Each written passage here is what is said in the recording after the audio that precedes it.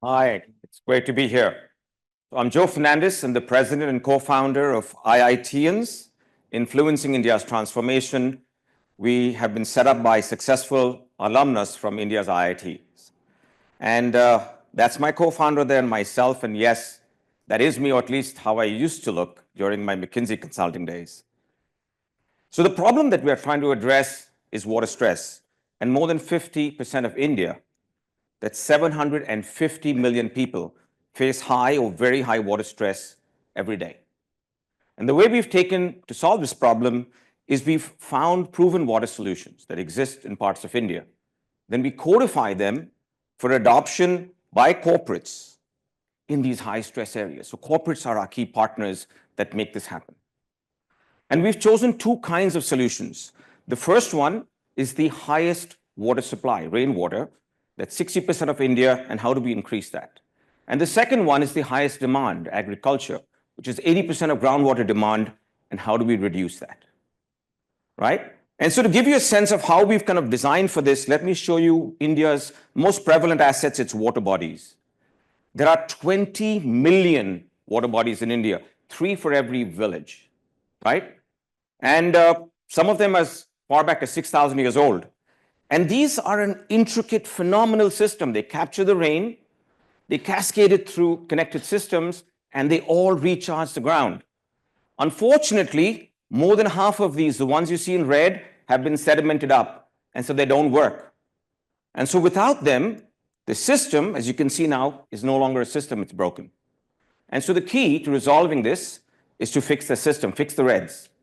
And we've gone back to revive a very traditional process where farmer communities took that silt periodically, created the capacity in the water body, preserved it, and then applied and renewed their farmlands. And so when we worked with AB and Bev around one of their plants to do this, we used technology to first find these high stress areas, worked with the communities to confirm that they wanted to do this, ran the operations by NGOs, and then started to see results. And voila, these are phenomenal results. So here's what that water structure looked like before, fully silted up, and that's what it looked like when it filled up with water. That's another structure you see overgrown. You see a temple in the background. Many of these are around temples. And that's what happens when you desilt it and it fills up with water.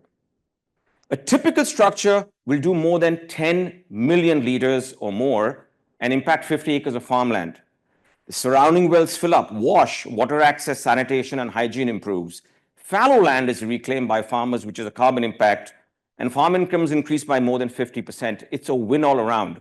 We've scaled 7.5 billion liters with corporate partners. We've impacted 10,000 farmers and 30,000 acres. So while we did this with AB and Bev, nearby, other corporates also adopted this around their locations on their own.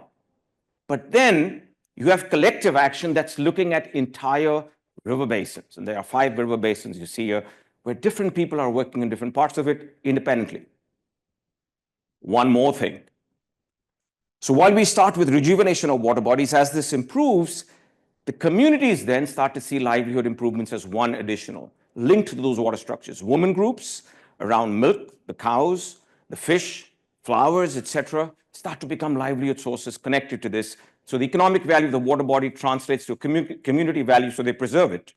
You have canals that are bringing in water, and you treat the sewage of those canals linked to the water structures. You have farmers who've taken silt and cotton and sugarcane, which are the highest consumption crops, and you work with them to adopt solutions that reduce their water demand. We're now working with 4 partners that are working in farmer services, baling, sales, and 1-acre farms, 500,000 farmers, and saying, hey, can you intensify so that you can now adopt rejuvenation of water bodies, intensification via the community? So when you put this together, there's an incredible framework that emerges. You as a corporation can own this. Near to you, other corporations multiply this. And then the community takes this up and takes up additional solutions to intensify this. And, oh my, we have an oh my moment. So how are we using oh my?